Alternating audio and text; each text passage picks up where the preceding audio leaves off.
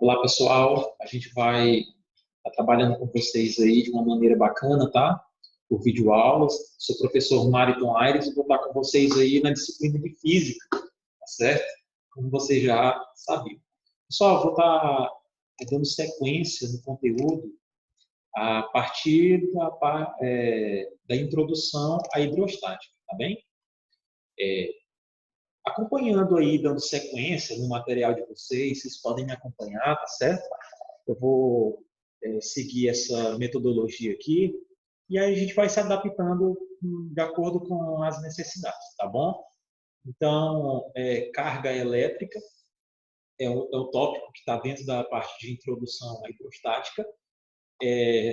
O início se dá aí por uma busca na história para poder entender alguns conceitos, tá bem?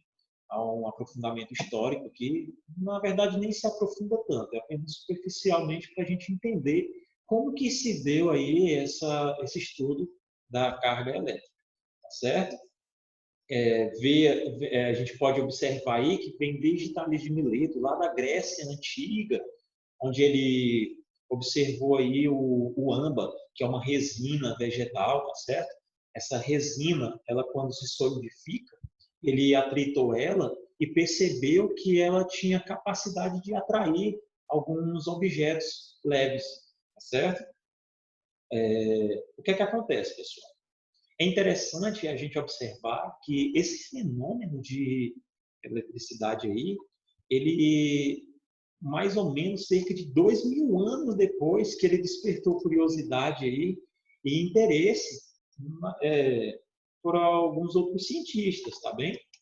Então, dando sequência aí nesse rol da história da carga elétrica em si, Williams Gilbert, ele era o médico da rainha Elizabeth, como vocês podem observar aí. Ele retomou os experimentos de Tales de Mileto. Ele começou a usar a palavra que deriva-se do grego, electra, que significa o âmbar, tá certo? Que ele utilizou para se referir a um corpo que tinha a mesma propriedade do âmbar, tá certo? Aí a gente já começa a perceber o nome de um elementozinho que é bem conhecido, né? Aí nessa parte de eletrostática. Tranquilo? Então vamos dar sequência aí. Tem muitos outros nomes importantes aparecem aqui, tá bom? É muito bom a gente fazer essa alusão histórica aqui para título de curiosidade, quem foram os cientistas que se dedicaram dentro desse estudo, tá bom? Como Otto von Guericke, tá certo? Ele aí que criou uma máquina de eletrização, tá certo? O Guericke ele inventou uma máquina elétrica, uma bola de enxofre, que ele girava essa manivela e ela ia se eletrizando aí, de certa forma. Ele observou que tinha capacidade de atrair ou repelir alguns objetos, dependendo do tipo de material, tá bem? Isso é muito importante. Dando sequência aí no assunto, um aluno de Isaac Newton, que é o inglês Stephen Gray, ele foi aluno, discípulo de Newton, isso é importante, né? Ele, dentro dos seus estudos, ele foi observando que alguns objetos tinham mais facilidade para transferir cargas e outros tinham mais dificuldades para transferir essas cargas. O que acontece? Observando aqui no material de vocês, ele foi e definiu, de certa forma, os materiais como condutores. Exemplo de condutor, o ferro, o cobre, alumínio, tá certo? O conceito de condutor, pessoal, é um material, uma substância que facilita a passagem dos elétrons. Ele facilita. Ele tem aí uma quantidade de elétrons livres maior, que vai facilitar aí essa passagem, tá bom? Da corrente elétrica no curso. Tranquilo? Aí ele observou que os que dificultavam essa passagem de corrente elétrica, ele chamou de isolantes. Ou seja, Materiais que dificultam essa passagem é o vidro, a madeira, a seda, a borracha. Observem o termo dificulta. Não está aqui expresso, tá bom? Ele colocou aqui, ó, conduziam mal a eletricidade. Esse conduziam mal é porque ocorre uma resistência na hora da eletricidade percorrer o seu caminho. Pessoal, todo isolante pode se tornar condutor, depende de como ele se encontra. Porque às vezes você pensa assim, a borracha ela é só isolante. Ela somente isola. Pessoal, se ela estiver molhada, por exemplo, ela vai conduzir eletricidade. Porque a forma como ela se encontra proporciona ela se tornar um condutor. Tá bom? Não tão bom quanto o ferro e o cobre, mas de certa forma ela também pode conduzir eletricidade, dependendo de como ela se encontra. Dando sequência aí no conteúdo, a contribuição de Charles Dufay, um francês, nos seus estudos, ele criou, de certa forma, estabeleceu um princípio, que é o princípio da atração e repulsão. É até um ditado comum e popular que vocês acabam ouvindo muito aí, que é o chamado os opostos se atraem, os semelhantes se repelem. É um princípio que vem aqui de Dufay, o princípio da atração e repulsão. Corpos com eletricidade de mesmo tipo se repelem e corpos com eletricidade de tipos diferentes se atraem, tá bom? Então, eis o ditado, os opostos se atraem, os semelhantes se repelem, tá bom?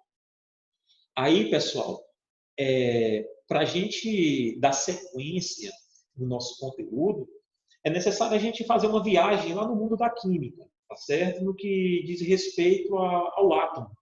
Nós sabemos daquela história do átomo, lá desde Leucíptos e Demócritos, aí veio Dalton com seu modelo atômico de bola de bilhar, depois Thomson com o modelo de pudim de passas, onde começa ali a falar sobre cargas, tá bom, no modelo atômico, e aí dando sequência na evolução do modelo atômico, nós temos aí Rutherford com o modelo planetário. Ocorreu aqui, isso aqui é muito importante, porque nesse modelo aqui, que é o modelo que nós vamos levar em consideração para o nosso estudo, tá certo? Didaticamente falando, ele é um modelo mais fácil para a nossa compreensão. Porque o modelo atômico de Rutherford, nós sabemos que teve também Bohr, a participação dele na correção no que diz respeito a algumas lacunas que ficou de Rutherford. Não vamos entrar no mérito aqui dessa questão do que Rutherford e Bohr foi complementado aí um pelo outro, Bohr complementando a teoria de Rutherford, porque vamos entender aqui o seguinte: esse aqui é o modelo planetário, tá certo? Porque nos lembra aí, ó, como se fosse o Sol e os planetas orbitando ao redor do Sol. Beleza? Esse aqui, pessoal, é o modelo de Rutherford do átomo, onde nós temos essas camadas elípticas aqui, nós vamos chamar de eletrosfera. E essa região da eletrosfera é onde nós encontramos a partícula do elétron, tá certo? O elétron gira em torno do núcleo na eletrosfera, tá bem? Lá no núcleo, que é essa parte maior aqui e densa, tá certo? É onde se encontra os prótons e os nêutrons, beleza? A massa do átomo, em suma, ela se encontra aqui, ó, concentrada no centro do núcleo do átomo, tá bom? Beleza. Mas o que interessa para a gente aqui é cargas. Então, vamos falar das cargas. Nós temos 3 partículas atômicas aqui. Claro que não existem só essas partículas, existem outras partículas. Mas, a priori, para o nosso entendimento, a gente vai falar dessas 3 partículas. O elétron, pessoal, olhando para a tabelinha do lado aqui, o elétron ele tem carga elétrica negativa. O nêutron tem carga nula e o próton tem carga positiva. Isso é muito importante, tá bom? Próton positivo, nêutron carga nula e elétron carga negativa. Uma coisa que devemos nunca, jamais, sem sombra de dúvida, esquecer e confundir. As partículas que são transferidas de um átomo para o outro são os elétrons, jamais prótons e nêutrons. Naturalmente, isso não ocorre, tá bom? Porque se um próton ele é desmembrado do núcleo, aí já cai em outro processo que conhecemos por fissão nuclear, que não é o conteúdo que entra no método químico, tá bom? Isso aí é mais à frente que a gente vai ver, beleza? Essa figura aqui ilustra o átomo, vamos dar sequência. Pessoal, unidade de medida de carga elétrica, vou até marcar aqui, ó, grifando aqui. Pessoal, no sistema internacional, no SI, a unidade de medida de carga elétrica é o Coulomb, porque é em homenagem a Charles Augustin de Coulomb, tá bem? Um grande físico que contribuiu bastante dentro dessa área de estudo, por isso ele foi homenageado aí com essa unidade de medida recebendo seu nome, tá bom? Isso é muito comum dentro da física, vocês sabem que lá em força, por exemplo, unidade de medida de força utiliza-se o Newton, em homenagem a Isaac Newton, e por aí vai, né? Dentre muitas outras homenagens. Pessoal, dando sequência aqui no assunto, é necessário a gente aprender que existe aí um valor para uma carga elétrica chamada de carga elétrica fundamental. Nós vamos nos basear para os nossos cálculos em cima dessa carga elementar, tá bem? Ela possui um valor padrão. Esse valor, você aprende ele. Hoje em dia, assim, muitas das questões trazem esse valor na parte lá da questão. Às vezes vem, muitas das vezes não. Aconselho a gente não esquecer, tá bom? 1,6 vezes 10 a menos 19 coulomb, tá bom? É um valor padrão elementar, tá bom? De carga elétrica. Ele pode ser positivo ou negativo. Por quê, pessoal? Uma característica, quando a gente fala de carga, é que a carga do próton e do elétron só vai se diferir no sinal. Um é negativo e o outro é positivo. E isso quando eu falo de carga. Olha para essa tabelinha aqui, pessoal, ó, na parte superior aqui. A carga do próton e do elétron, elas são semelhantes. Em módulo, elas são iguais. O próton é positivo, o elétron é negativo. Eu não estou falando de massa, porque massa, o próton é 1.840 vezes maior do que o próton. Tranquilo? Então, em se tratando de carga elétrica em módulo, o próton e o elétron eles possuem a mesma carga elétrica. Tranquilo? Beleza? Vamos a algumas particularidades do átomo com relação à quantidade de elétrons, tá bom? E prótons. Olha aqui nesses três tópicos aqui, ó, esses três pontinhos. Ele fala o seguinte, acompanhem comigo aí, ó. Se o número de elétrons for igual ao número de prótons, o átomo estará eletricamente neutro. Por quê, pessoal? Se eu tenho a mesma quantidade de cargas positivas e a mesma quantidade de cargas negativas, elas vão neutralizar-se. Então, eu neutralizo, então o meu elemento ele está eletricamente neutro. Agora, se o número de elétrons for maior, olha só, o elétron ele é negativo. Então, se eu tenho mais cargas negativas em relação às positivas, é óbvio que o meu átomo vai estar eletricamente carregado negativamente, ele vai estar eletrizado negativamente, tá bom? Com excesso de elétrons, tá bem? Se o número de elétrons for menor que o número de prótons, se eu tenho mais cargas positivas do que negativas, eu vou ficar com um átomo eletrizado positivamente, ou seja, com a carência ou a falta de elétrons, tá bom? Falta de elétrons. Ok, pessoal? Tem uma figurinha aqui que ela representa um pouco esses três tópicos aqui, ó. Observa nessa primeira aqui, eu tenho um corpo neutro. Ele colocou aí essas partículas menorzinhas aqui são os elétrons, tá bom? Essas maiores aqui seriam os prótons. Lembrar que um átomo ele não transfere prótons. Um átomo ele só transfere elétrons, tá bem?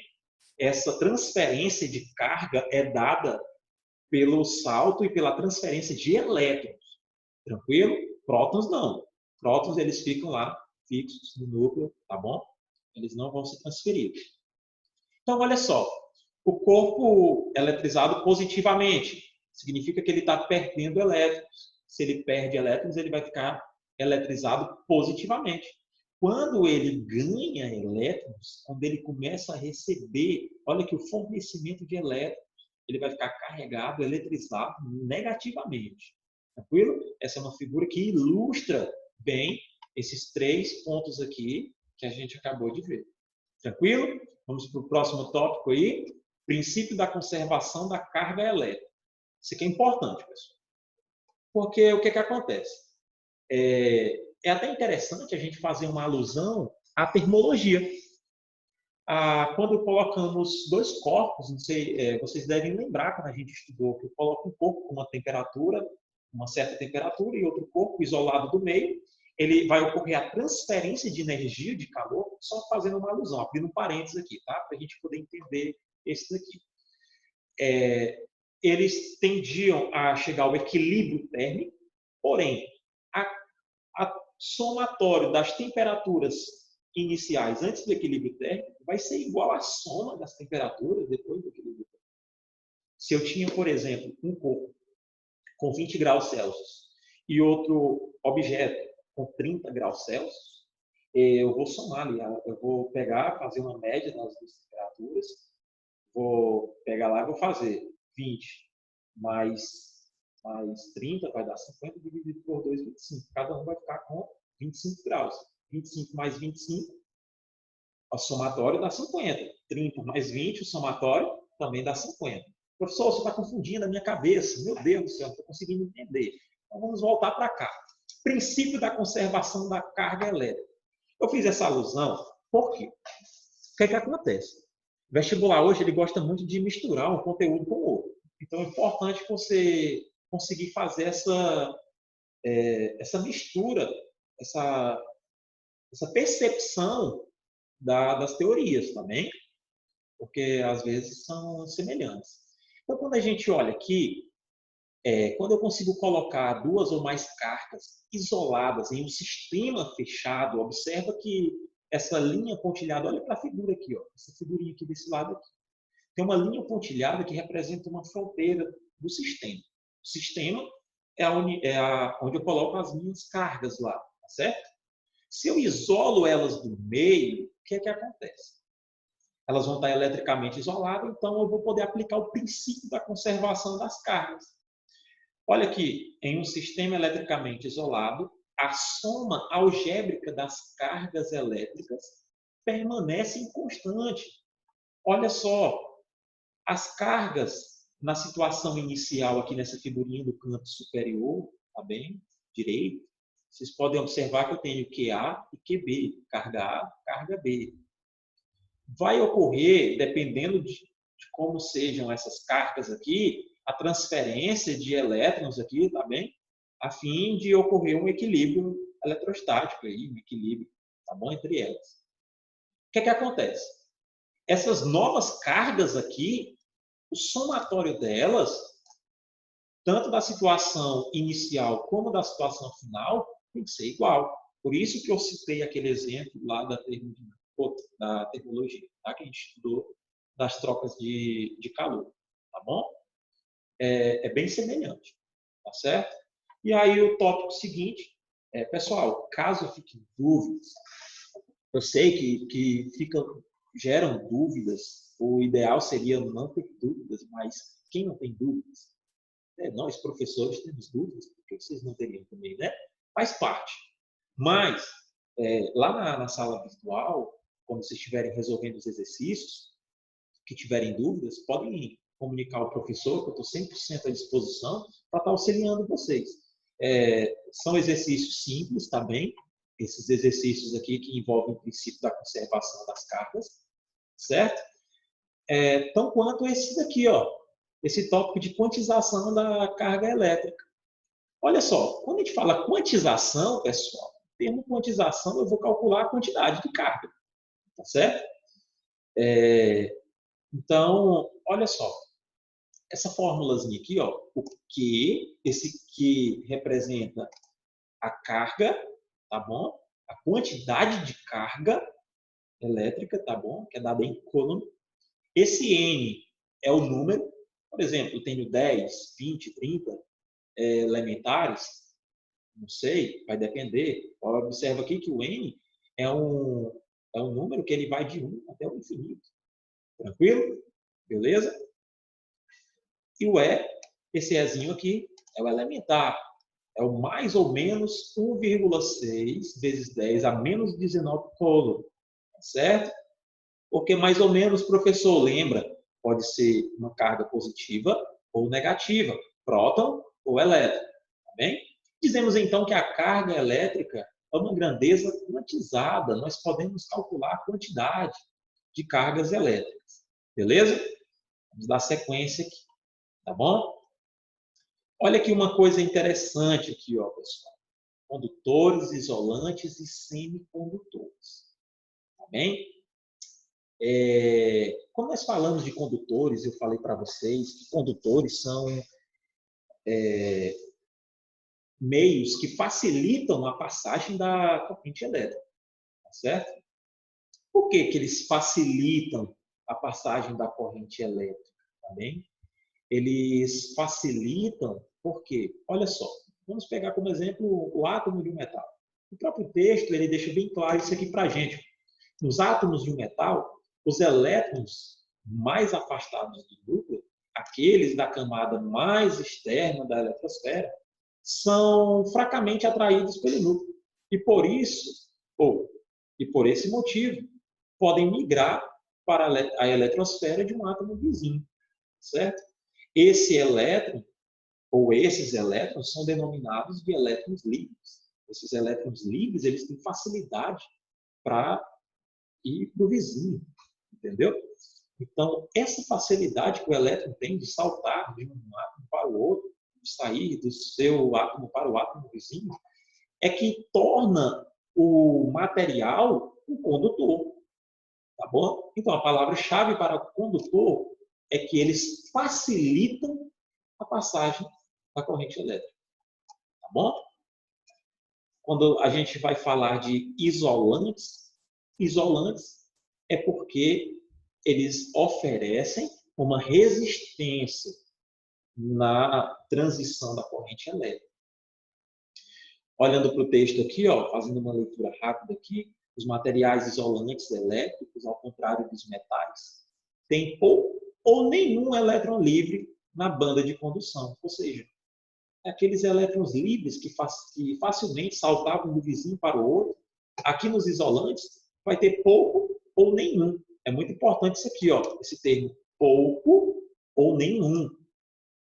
Porque, às vezes, naquelas questões de vários itens que você tem que julgar verdadeiro ou falso para poder marcar a questão, às vezes ele pode colocar que os isolantes têm poucos elétrons, ou os isolantes têm nenhum. Não, pouco ou nenhum. Tá bem?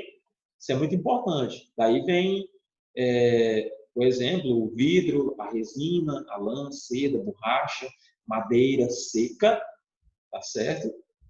Dentre outros aí que servem de exemplo para a gente. Tranquilo, pessoal? E aí, o último termo aqui, que é os semicondutores, onde os materiais semicondutores têm condutividade elétrica baixa para serem considerados condutores. Olha só, qual é a condição para que um semicondutor ele seja considerado condutor? Quando a condutividade elétrica dele for baixa, certo? E alta, quando essa condutividade elétrica for alta, ele vai ser considerado um isolante elétrico, tá bem? Ou seja, tem comportamento intermediário. O semicondutor ele vai ter um comportamento intermediário entre condutores e isolantes, tá bem? Olha aqui, ó, do texto todinho aqui, é importante isso aqui, ó. Não esqueçam isso aqui, ó. Deixa eu tirar aqui para ver. Leiam comigo. Nos materiais semicondutores, como o germânio e o silício, olha, esses elementos químicos quando vocês vê falando deles, geralmente vai estar tratando de semicondutores, tá bem? Os átomos possuem 4 elétrons na camada de valência. Entretanto, para formar o sólido, cada átomo necessita de 8 elétrons nessa camada. O que eu queria que vocês se atentassem aqui? A esses elementos. Geralmente, quando se trata desses elementos, falando de condutibilidade elétrica, eles vão estar relacionados a semicondutores. Tá bem? Beleza? E assim, pessoal, a gente fica por aqui nessa aula, tá bom? Eu fiz apenas um apanhado geral aí do que vocês necessitam. Tem alguns detalhes aqui, ó, que eu não quero que vocês deixem de prestar atenção. Ó, os semicondutores puros têm condutividade elétrica muito baixa. Professor, então quer dizer o quê? Se eles têm condutividade elétrica muito baixa. O que foi que a gente falou aqui em cima? Aqui?